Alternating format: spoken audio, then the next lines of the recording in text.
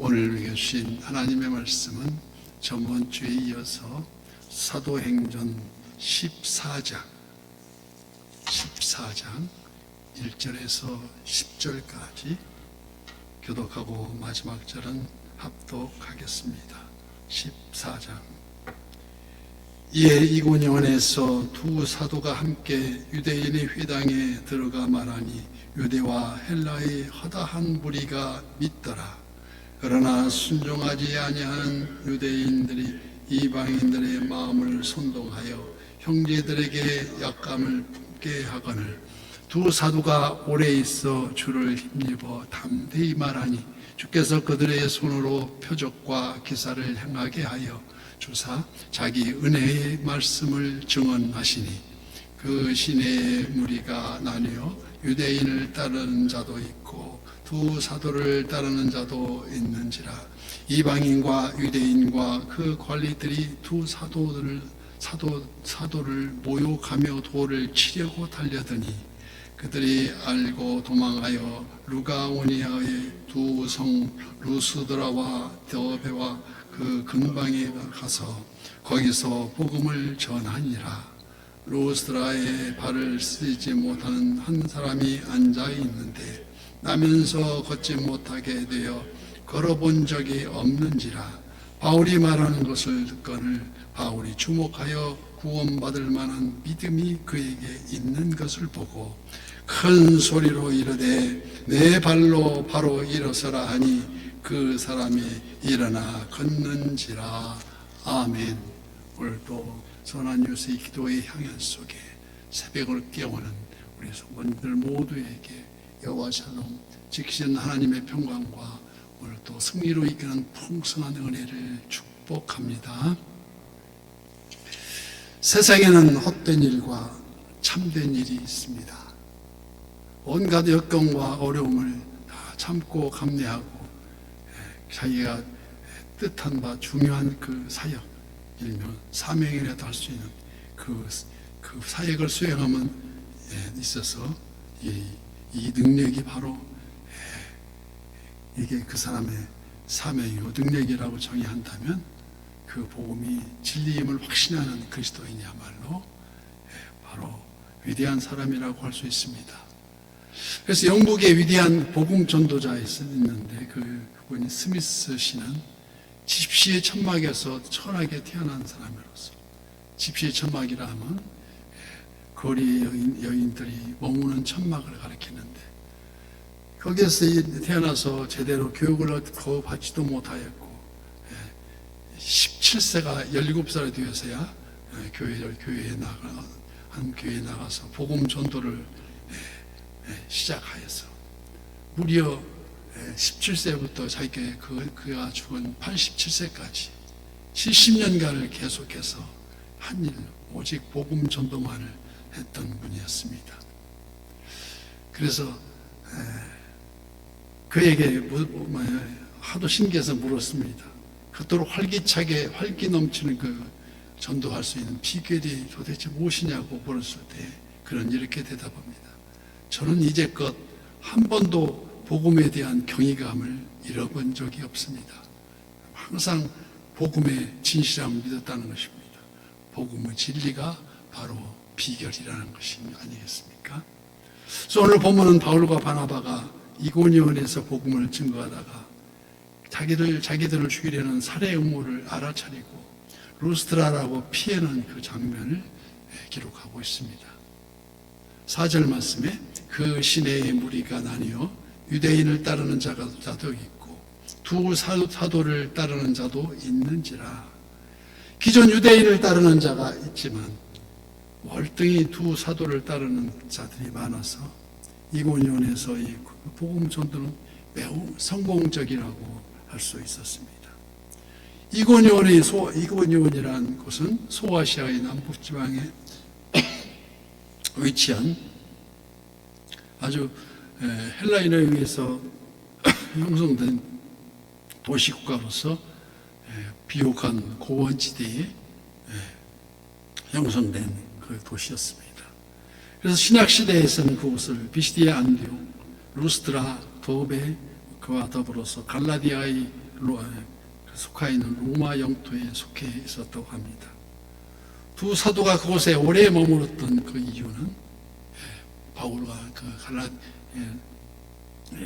바나바가 오래 머물렀던 그 이유 첫째가 기독교를 개종한 그 신자들을 끝까지 보호해주고 또 반대한 자들에게 지속적으로 기독교를 변증하기 위함했다고 기록되고 있습니다. 그래서 둘째 이유는 그들이 전하는 말씀의 진리임을, 그 말씀이 바로 진리임을 증거하기 위해서였다는 것인데, 특히 루스드라는 루가오니아 지방에 소속된 성으로서 이고니온 성에서 약 38km 떨어진 남쪽에 위치한 전원도시예요. 디모데와 그의 어머니 유니게가 그곳에 살았고, 바울 일행이 그들로부터 많은 도움을 받은 적이 있는 곳이 바로 그곳입니다. 그래서 오늘 본문 8절 말씀에 루스드라에 발을 쓰지 못하는 한 사람이 앉아 있는데 나면서 걷지 못하게 되어 걸어본 적이 없는 자라. 바울이 말하는 것을 듣거늘 바울이 주목하여 구원받을 만한 믿음이 그에게 있는 것을 보고, 그 구원을 받을 만한 그 이유를 보면 얼굴이 먼저 빛납니다. 기쁨으로 빛나고, 말 안 해도 알 수 있듯이. 그래서 복음이 전파될수록 악한 세력들의 반격도 거세어졌습니다. 그러나 바울과 바나바는 포기하지 않고 오히려 그곳에 오랫동안 머물면서 담대하게 복음을 전했다는 것입니다. 그래서 오늘 보면 8절 말씀에 루스드라에 발을 쓰지 못하는 한 사람이 앉아 있는데 나면서 걷지 못하게 되어 걸어본 적이 없는 사람, 그 사람.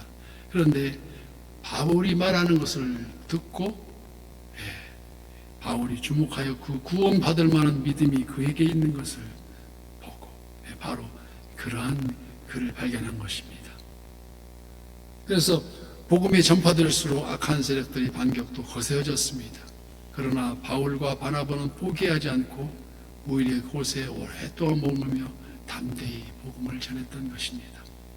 그리고 그에게 주님께서는 성령께서 인치심을 받게 하여 이들의 손으로 이적을 행하게 하십니다.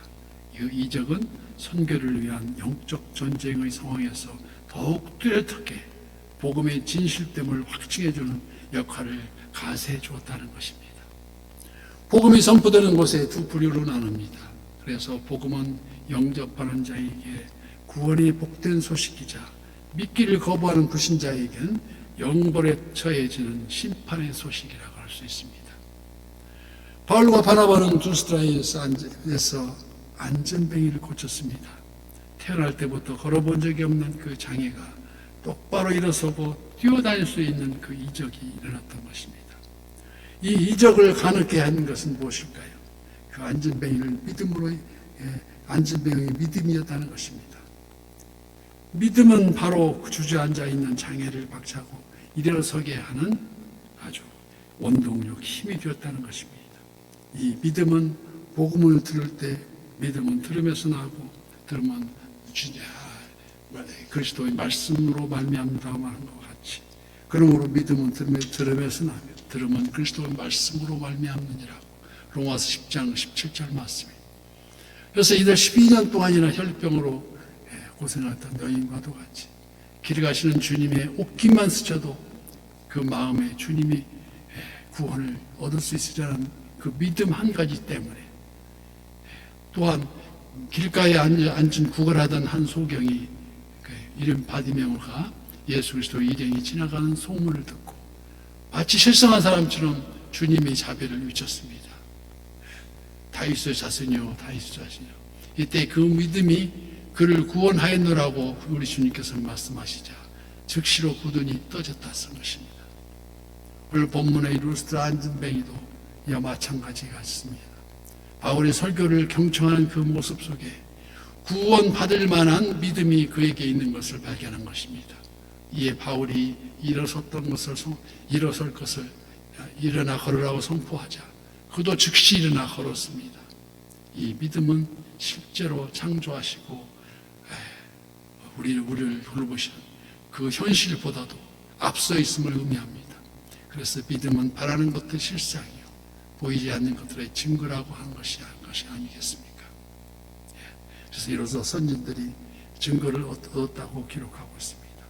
믿음은 진정 먼 미래형이 아니고 이미 이루어진 바로 완료형으로서 앞으로도 믿는 대로가 아니라 이미 믿은 대로 된다는 것입니다. 즉 심은 대로 거두는 것입니다. 믿음은 바로 하늘의 통치가 땅의 통치로 이루어지는 아버지의 뜻이 하늘에서와 같이 땅에서도 이루어지려 하는 그 말씀과 똑같은 이치가 아니겠습니까? 주님이 가르쳐 주신 기도처럼 믿음은 현실 상황을 끌고 가는 것이지 결코 끌려가는 것이 아니라는 것입니다.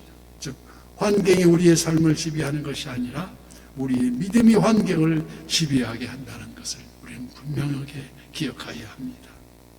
일이 이루어지는 것을 보고 믿는 사람이 있습니다.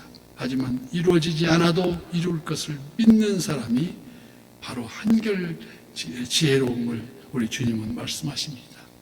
어디 계세요? 요한복음 20장 29절 말씀에 예수께서 이르시되 너는 나를 본고로 믿느냐?